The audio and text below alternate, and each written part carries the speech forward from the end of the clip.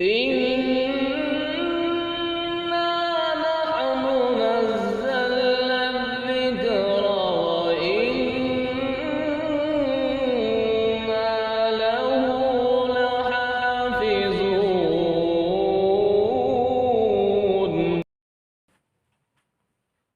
أعوذ بالله من الشيطان الرجيم. بسم الله الرحمن الرحيم. للفقراء الذين أحصروا في سبيل الله لا يستطيعون ضربا في الأرض يحسبهم الجاهل أغنياء من التعفف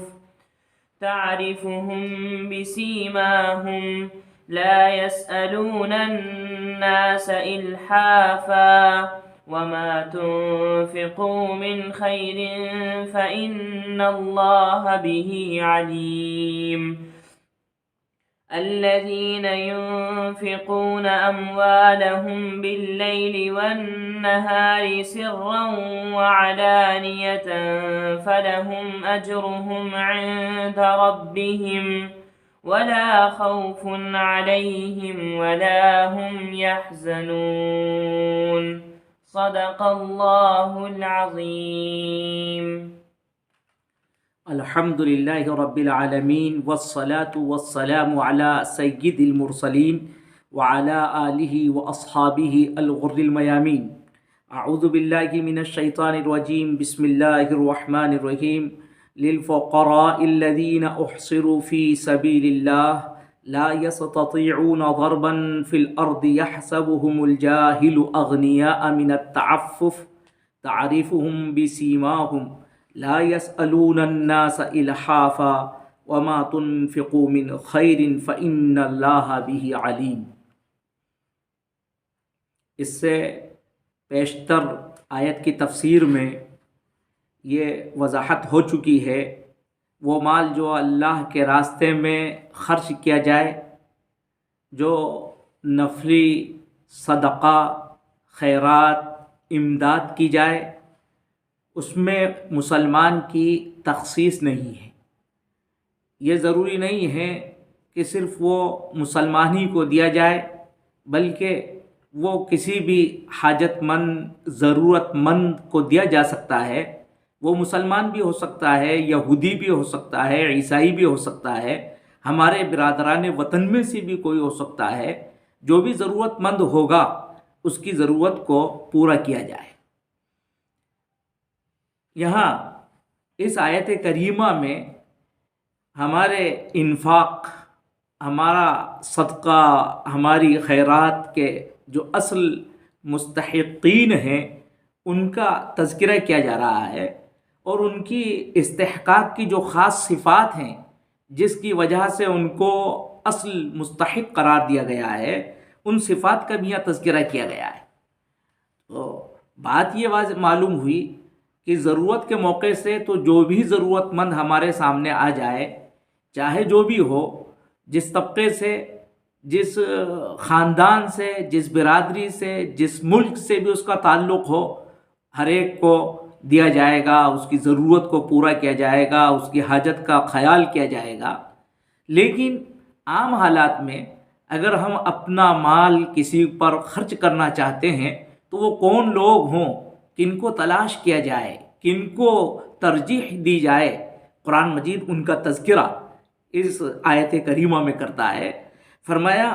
کہ جب دینا ہو اور تمہیں تلاش کرنا ہو تو تمہارے صدقات کے اصل مستحقین یہ لوگ ہیں. للفقراء، للفقراء میں یہاں مبتدا محذوف ہے، یعنی هذه الصدقات للفقراء،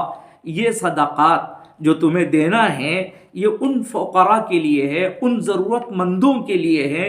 الذین احصروا فی سبیل اللہ، جو مقید ہیں اللہ کے راستے میں. اللہ کے راستے میں مقید ہیں، اس کا مطلب یہ ہے کہ جو دین کی راہ میں لگے ہوئے ہیں اور جو اللہ کے دین کی سربلندی کی فکر کر رہے ہیں، ان کی قد و کاوش اسی کے لیے ہے، بس ان کو خاص طور سے ترجیح دی جائے. الذین احصروا فی سبیل اللہ، یہ آیت کریمہ جس وقت نازل ہو رہی تھی، اس کے سب سے پہلے مستحق ظاہر ہے کہ اصحاب صفہ تھے۔ اصحاب صفہ تقریباً وہ صحابہ ہیں جن کی تعداد 400 کے قریب ہے، جو مکہ مکرمہ سے ہجرت کر کر مدینہ منورہ آ گئے تھے، اور مدینہ منورہ میں ان کی کوئی رہائش نہیں تھی، تو ظاہر ہے کہ ان کا قیام مسجد نبوی کے بعد چبوترے پر صفہ کے مقام پر ان کا قیام تھا، اور یہ اللہ کے بندے علم کے حصول میں لگے ہوئے تھے، دین کی قد و کاوش اور اس کی سربلندی کے لیے بس کوشاں رہتے تھے۔ لہذا سب سے پہلے ان کو اس کا مستحق قرار دیا گیا کہ اگر دینا ہو اور کسی ضرورت مند کی ضرورت پورا کرنا ہو تو سب سے پہلے ان کی ضرورت کو پورا کیا جائے۔ اور ظاہر ہے کہ اب اس زمانے کے اندر وہ لوگ جو دین کی سربلندی کے لیے کوشاں ہیں، دینی سرگرمیوں میں لگے ہوئے ہیں، چاہے وہ تعلیم و تعلم سے ان کا تعلق ہو یا جس نوعیت سے بھی وہ اسلام کی سربلندی کے لیے فکر مند ہوں، کوشاں ہوں، تو ان کو سب سے پہلے ترجیح دی جائے۔ الذین احصروا فی سبیل اللہ، جو مقید ہیں اللہ کے راستے میں۔ اور پھر مزید ان کی صفات بیان کی جا رہی ہیں، لا یستطیعون ضربا فی الارض۔ ضربا فی الارض کے معنی سفر کرنے کے آتے ہیں۔ لا یستطیعون ضربا فی الارض، اور وہ زمین میں چلنے پھرنے کی استطاعت نہ رکھتے ہوں، ان کے لیے یعنی تجارتی سفر کرنا ان کے لیے ممکن نہ ہو، وہ معاش کے لیے دوڑ دھوپ نہیں کر سکتے ہوں، تو جو ایسے لوگ ہوں جو دین کے سربلندی کے لیے وقف ہو گئے ہوں اور امت کو فائدہ پہنچانے کے لیے اب ان کو اتنا موقع نہیں ملتا ہے کہ وہ تجارت کر سکیں، کوئی معاشی قد و کاوش کر سکیں، اور وہ اللہ کے بندے ایسے خوددار بھی ہیں جن کا قرآن مجید نے تذکرہ کیا، یحسبهم الجاہل اغنیاء من التعفف۔ جاہل سے مراد بے خبر انسان، ناواقف ان کو مالدار خیال کرتا ہے۔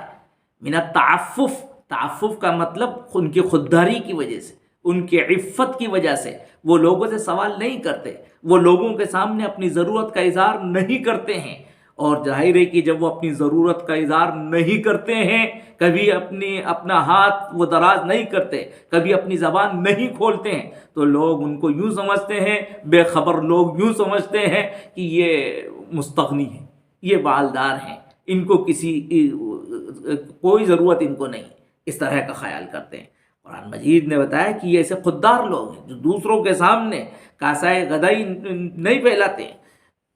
یحسبهم الجاہل اغنیاء من التعفف تعرفهم بسیماہم، اور آگے بتلا دیا گیا کہ تم ان کو پہچان لو گے بسیماہم، ان کی علامت سے، ان کے طرز سے، ان کی ہیئت سے، یعنی انسان جب گہرائی سے دیکھنا چاہے گا تو اس کو معلوم ہو جائے گا کہ واقعتاً یہ ضرورت مند ہیں، یہ سوال تو نہیں کرتے ہیں، لیکن ان کے کپڑے اس بات کو بتلاتے ہیں کہ ضرورت مند ہیں، ان کا رہنے کا طور و طریقہ اس بات کو بتلاتا ہے کہ یہ ضرورت مند ہیں، ان کے مکان سے اس بات کا اندازہ ہوتا ہے کہ یہ ضرورت مند ہیں، ان کی سواری سے اس بات کا اندازہ ہوتا ہے کہ یہ ضرورت مند ہیں، ان کے بچوں کو دیکھ کر اندازہ ہوتا ہے کہ یہ ضرورت مند ہیں۔ تعرفهم بسیماہم لا یسألون الناس الحافا، اور یہ وہ طبقہ ہے جو لوگوں سے اصرار کے ساتھ سوال نہیں کرتا ہے۔ قرآن مجید نے یہاں جو الحاف کا تذکرہ کیا ہے، یہ در حقیقت ان لوگوں کی صورتحال کو اصل بیان کیا جو بھک منگے ہوتے ہیں، تو وہ لوگوں سے اسی طرح سوال کرتے ہیں، بس اصرار کرتے ہیں، پیچھے پڑ جاتے ہیں، لپٹ کر مانگتے ہیں کہ یہ ایسے خوددار ہیں، تو اصل تو یہ سوال ہی نہیں کرتے ہیں۔ اور بھک منگوں کی جو صورت ہوتی ہے اس کے گھناؤنے پن کے اظہار کے لیے الحاف کا ذکر کر دیا گیا ہے، یعنی یہ تو وہ خوددار ہیں جو لوگوں سے سوال ہی نہیں کرتے ہیں، زبان ہی نہیں کھولتے ہیں، لا یسألون الناس الحافا، اور واقعتاً ایسے خودداروں کو ترجیح دینا چاہیے۔ تو اس آیت کریمہ کے اندر جو ضرورت مند فقراء ہیں، صاحب ایمان ہیں، ان کی حیت کو بھی بیان کر دیا گیا کہ وہ کیسے ہوتے ہیں، ان کی صفت بیان کر دی گئی ہے، وہ اس طرح کے غیرت مند ہوتے ہیں، لوگوں کے سامنے اپنا ہاتھ نہیں پھیلاتے ہیں۔ اور یہاں اگر دیکھا جائے تو مالداروں کو بھی رہنمائی کر دی گئی ہے کہ جو ایسے غیرت مند ہوں ان تک تمہیں خود مال پہنچانا چاہیے، ان کے احوال پر تمہیں غور کرنا چاہیے، اور اس بات کا انتظار نہیں کرنا چاہیے کہ تمہارے در پر آئیں یا تمہارے سامنے وہ دستے سوال دراز کریں۔ تمہیں اس بات کا انتظار نہیں کرنا چاہیے، بلکہ تمہیں ان کے حالات کے سلسلے میں فکر مند ہونا چاہیے۔ تعریفہم بسیماہم، تمہیں غور کرنا چاہیے، ان کو تحریر کی جا رہی ہے۔ تو یہ آیت کریمہ جو با ایمان اغنیاء ہیں ان کی حیت کو بھی بیان کر رہی ہے، ان کو بھی دعوت دے رہی ہے کہ وہ اس آیت کریمہ کے آئینے میں اپنی شکل دیکھیں، اور جو با ایمان فقراء ضرورت مند ہیں ان کو بھی اس بات کی طرف ترغیب دی جا رہی ہے کہ اس آیت کریمہ میں وہ اپنی شکل دیکھیں، ان کو ایسا ہونا چاہیے۔ اور واقعتاً اسلام تو وہ اللہ کا سچا مذہب ہے جس نے سوال کرنے کو حرام قرار دیا ہے، مگر جو ضرورت مند ہیں وہ اپنی ضرورت کے وقت سوال کر سکتے ہیں۔ اللہ کے رسول صلی اللہ علیہ وسلم نے بڑی قوت کے ساتھ فرمایا، لا تحل الصدقہ لغنی ولا لذی مرۃ سوی، کسی مالدار کے لیے، غنی کے لیے صدقہ حلال نہیں ہے، اور ایسے انسان کے لیے جو طاقتور ہو، صحیح سالم ہو،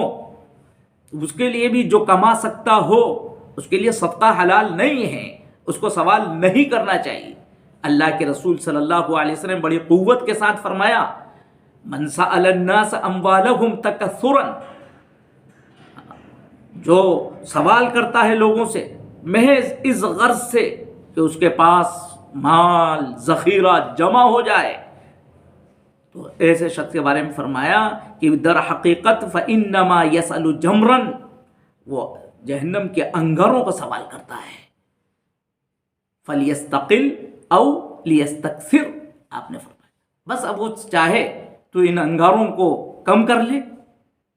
یعنی سوال کرنا چھوڑ دے، یا چاہے تو وہ انگاروں کو زیادہ کر لے، سوال کرتا رہے۔ اللہ کے رسول صلی اللہ علیہ وسلم نے فرمایا کہ ایسے لوگ جو بلا ضرورت کے سوال کرتے ہیں قیامت میں اللہ کے حضور ایسے حاضر ہوں گے کہ ان کے چہرے پر گوشت نہیں ہوگا، صرف ہڈیوں کا ایک ڈھانچہ ہوگا۔ اللہ کے رسول صلی اللہ علیہ وسلم بڑی صراحت کے ساتھ فرمایا سوال کرنا جائز نہیں ہے، ہاں صرف 3 لوگ وہ سوال کر سکتے ہیں۔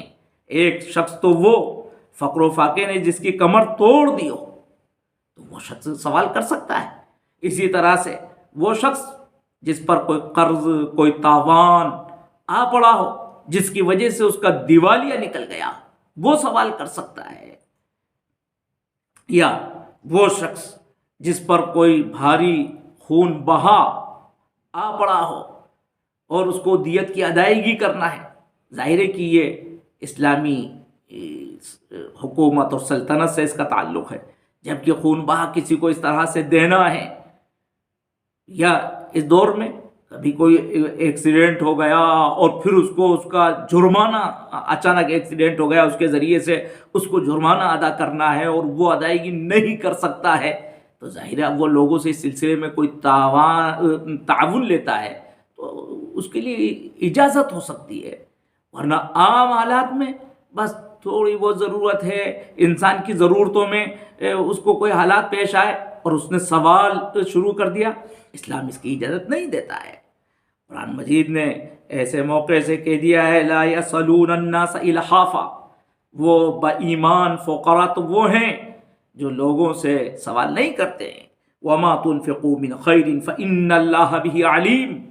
اور مالداروں کو تحریض کی گئی کہ جو کچھ تم خرچ کرتے ہو، وما تنفقوا من خیر، خیر سے مراد مال، جو کچھ مال تم خرچ کرتے ہو، فإن اللہ بہ علیم، تو بے شک اللہ اس کو جانتا ہے۔ اللہ اس کو جانتا ہے، اس کا مطلب یہ ہے کہ اللہ اس کا تمہیں پورا اجر، اس کا پورا صلہ ثواب تمہیں اللہ عطا فرمائے گا، اور دنیا میں تمہاری اس کی کوئی قدر کرے یا نہ کرے لیکن اللہ اس کی قدر کرے گا۔ اور ظاہر ہے فإن اللہ بہ علیم، بس انسان کو اللہ ہی کے لیے، اللہ کی رضا اور خوشنودی کے لیے صدقہ و خیرات کرنا چاہیے، لوگوں کو بتلانے کے لیے، لوگوں کے علم میں آ جائے، لوگوں کو جتلانے کے لیے نہیں کرنا چاہیے۔ الذین ينفقون اموالهم باللیل والنہار سرا وعلانیہ فَلَهُمْ أَجْرُهُمْ عِنْدَ رَبِّهِمْ وَلَا خَوْفٌ عَلَيْهِمْ وَلَا هُمْ يَحْزَنُونَ.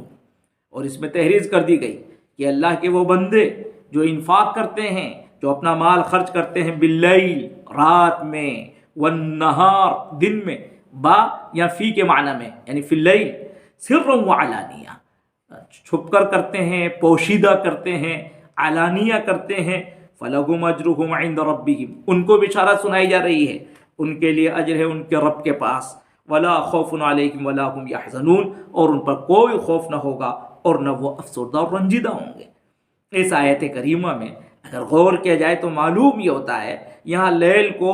نہار پر مقدم کیا گیا ہے، اسی طرح سر و علانیہ میں سر کو مقدم کیا گیا ہے. اس سے یہ اندازہ ہو رہا ہے کہ وہ صدقہ جو چھپا کر دیا جائے،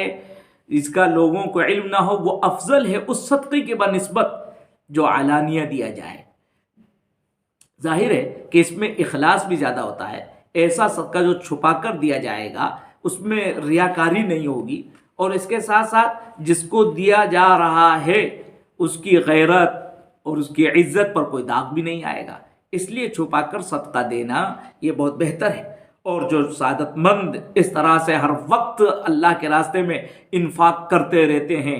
صبح میں، شام میں، اندھیرے میں، اجالے میں،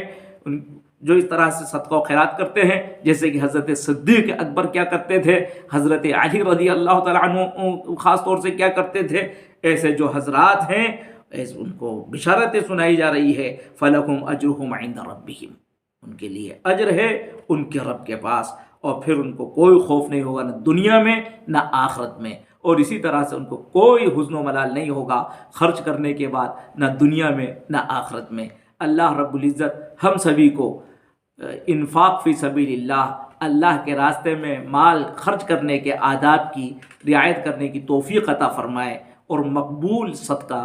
دینے کی توفیق عطا فرمائے. آمین یا رب العالمین.